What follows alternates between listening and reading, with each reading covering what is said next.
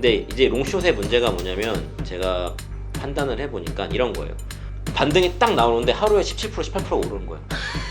그러면은 이제 제가 한 달 동안 쌓아놨던 게 그냥 순식간에 다 날아가 버리는 거거든요. 쇼스퀴즈가 일어나면은 정말 공포스럽거든요. 이거의 맹점이 뭐냐면 내가 주식을 더 사기 위해서 숏을 더 쳐야 돼요. 내 포지션을 지키기 위해서.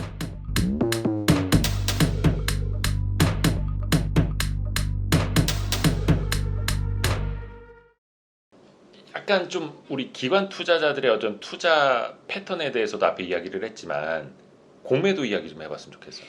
약간 헤지 펀드는 공매도를 사실 빼놓고 이야기를 할 수가 없거든요. 왜냐면 롱숏 펀드이기도 하고 좋을 때는 이제 롱 네, 매수 전략 쭉 가다가 안 좋을 때는 숏, 그러니까 역방향으로 매도를 치면서 수익을 극대화해야지만 고객들 자산을 불려줄 수 있기 때문에. 근데 요즘에는 공매도가 한시적 금지돼 있잖아요. 그쵸. 어때요? 그러면 실질적으로 운용하기가? 저는 사실 크게 부담은 없어요. 그래요? 예, 왜 그러냐면은 제가 이제 공매도를 뭐 이렇게 시장에서 진짜 잘하시는 분들도 너무 많겠지만 저는 제 개인적으로 내린 결론은 네. 롱숏을 밸런스를 유지하면서 수익률을 잘 내기가 한국 시장에선 정말 어렵다라는 생각을 너무 많이 하게 돼요. 왜냐면 이 미국처럼 추세적으로 계속 가는 시장이 아니고 변동성이 워낙 심해지기 때문에 예. 근데 이제 롱숏의 문제가 뭐냐면 제가 판단을 해보니까 이런 거예요.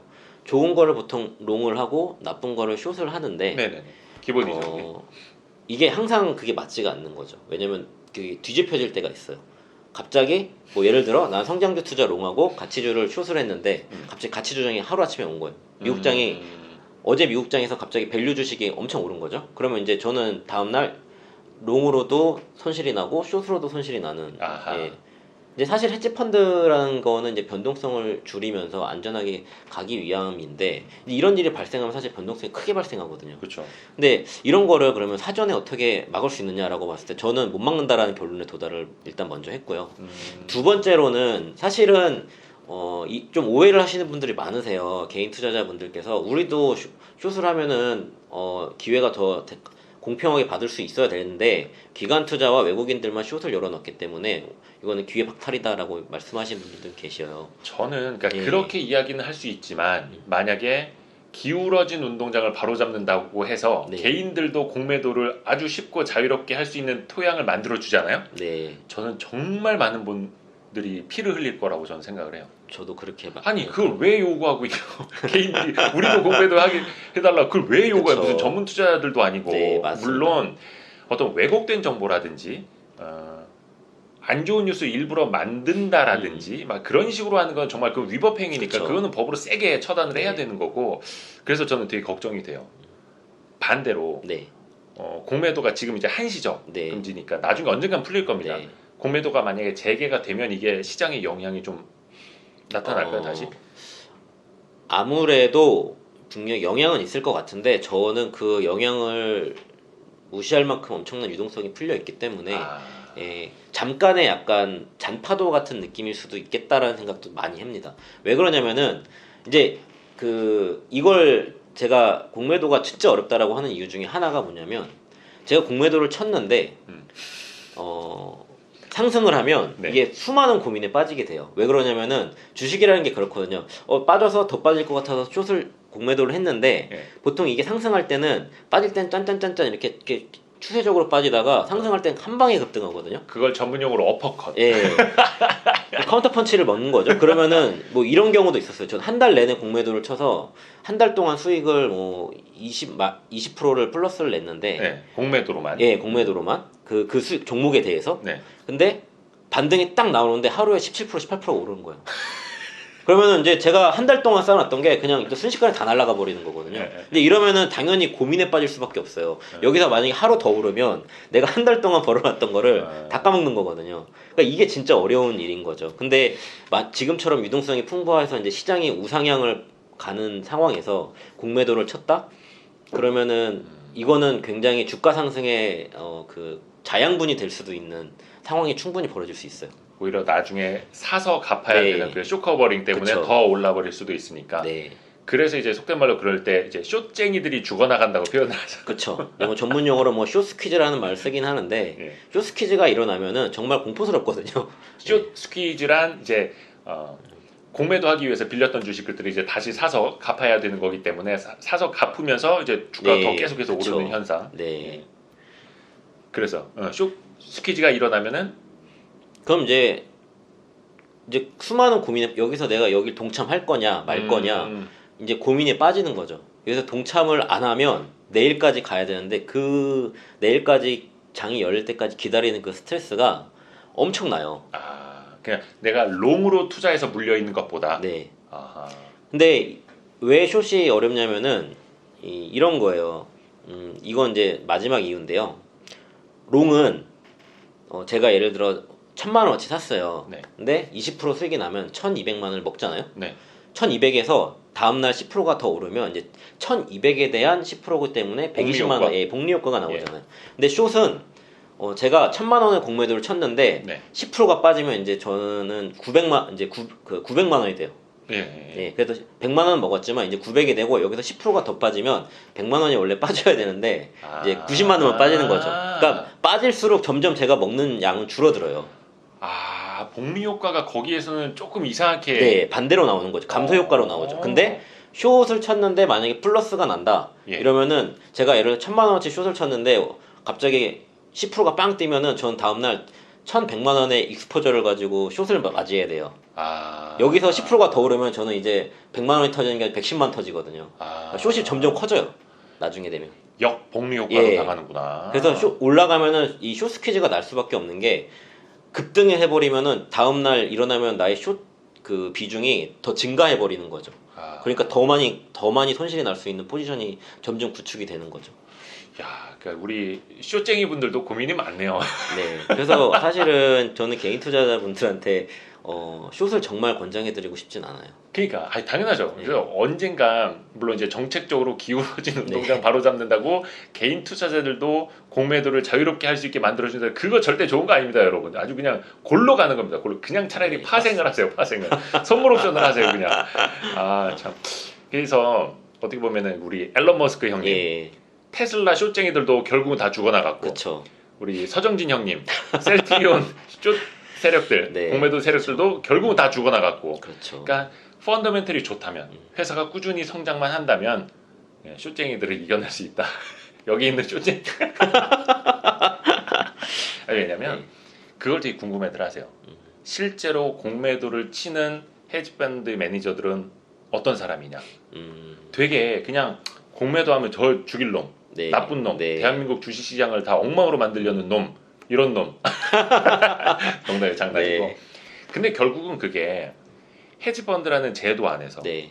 양 방향으로 고객들의 수익을 내야만 하는 네. 어떤 제도권에 있는 숙명인 거잖아요. 그쵸. 이제 사실은 제약이 좀 있어요. 롱숏 펀드라고 하면은 일반적으로 이제 펀드 제한선을 만들 때 이제 보통 넷 익스포저라고 그래서 내가 롱 포지션과 숏 포지션을 절대치를 뺀 만큼을 이제 그 넷 익스포저라고 그러거든요. 예를 들면 이런 거예요. 제가 주식을 롱 포지션으로 60% 들고 있고 숏 포지션으로 30%를 들고 있으면 넷 익스포저는 30%인 거죠. 60에서 30을 뺀. 그래서 30%만큼의 넷을 열어놨다라는 표현을 많이 쓰는데요. 이거의 맹점이 뭐냐면 내가 주식을 더 사기 위해서 숏을 더 쳐야 돼요. 그 내 포지션을 지키기 위해서. 네. 그게 일반적인 해지, 네. 해칭을 해서 들어가는 펀드. 그래서 네. 이제 해지 펀드라는 네. 말을 쓰는 거잖아요. 그렇습니다.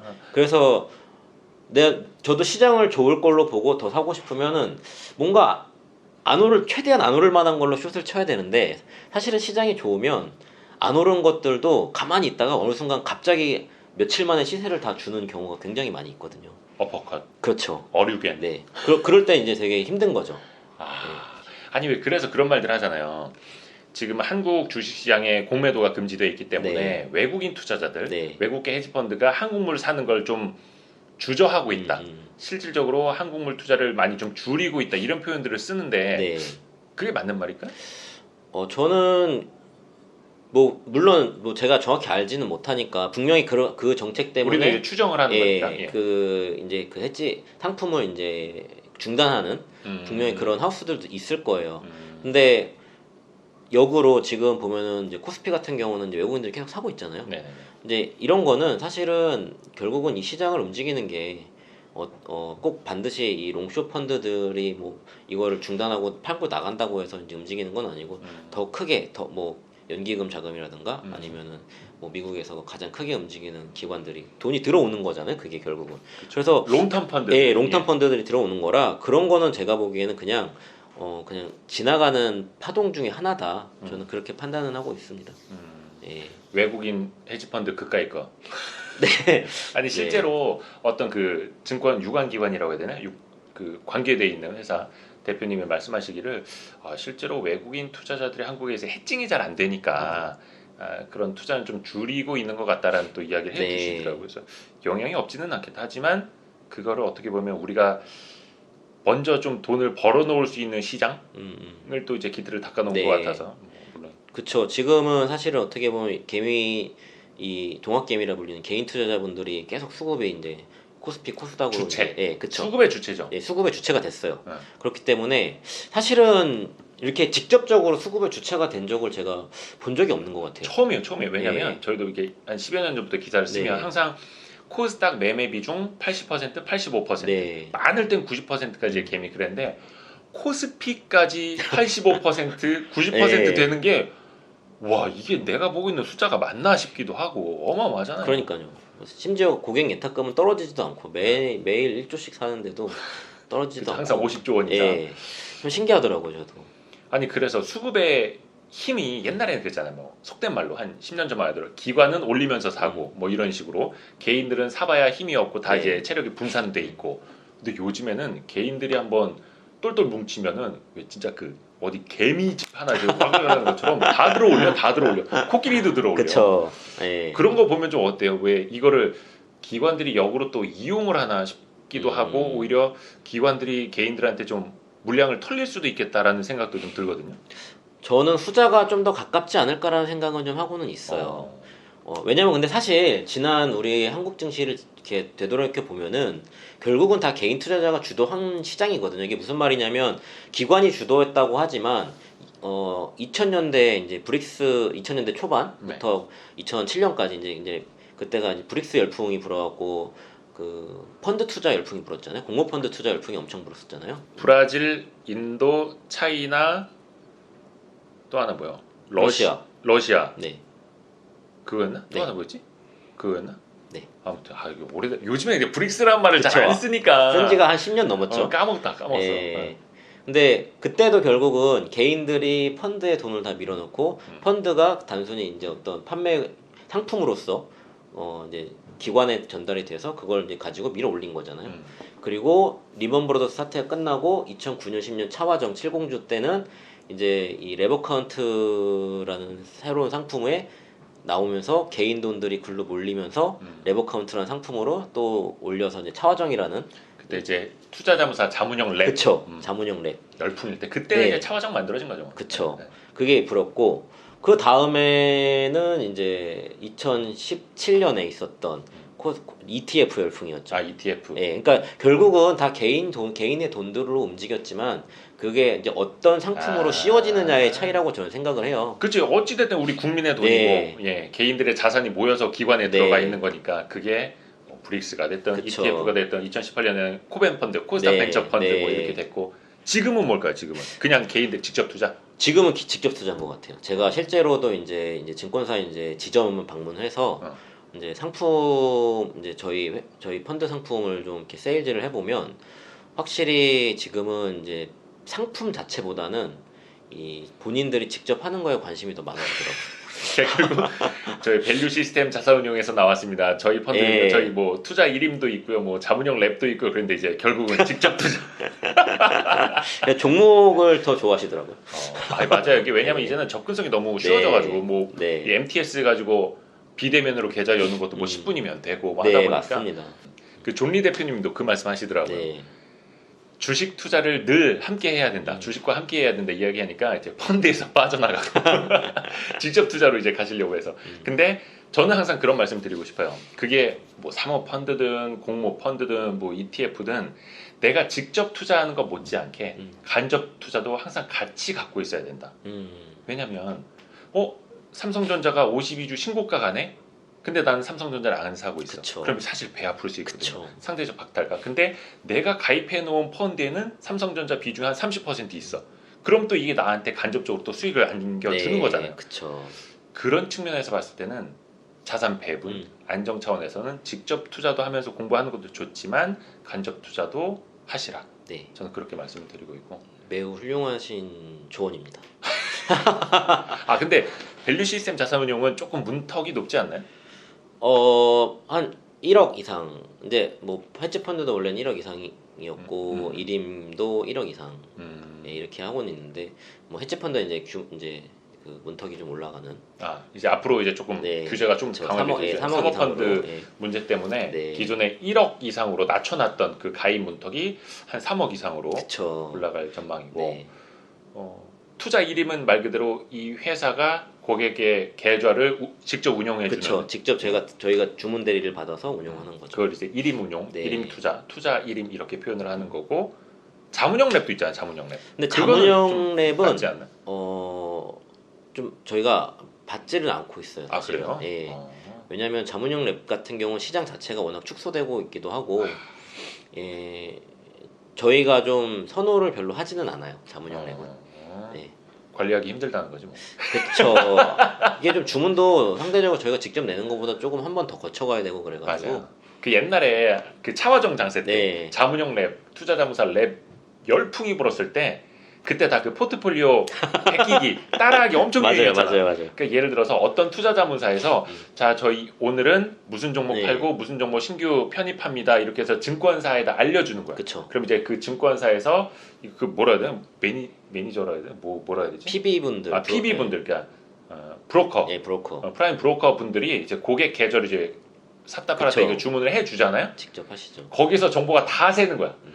다 뭐 옛날에 쓰던 미쓰리 이런 데. 네, 그쵸. 오늘 어떤 투자자문서에서 무슨 종목 판다. 맞아요. 그럼 다 같이 팔고 뭐 산다 그러면 또 다 사고. 맞습니다. 참 그게 불과 한 6년 7년 전. 그쵸. 예, 맞아요. 그 우리나라는 이제 원체 시장도 작고 쏠림 현상도 너무 심하고. 네. 혹시 다음번 쏠림 현상은 어디로 갈 거다 혹시 뭐 생각되는 거 있어요? 예상되는 거? 그러니까 사실은 이제 저도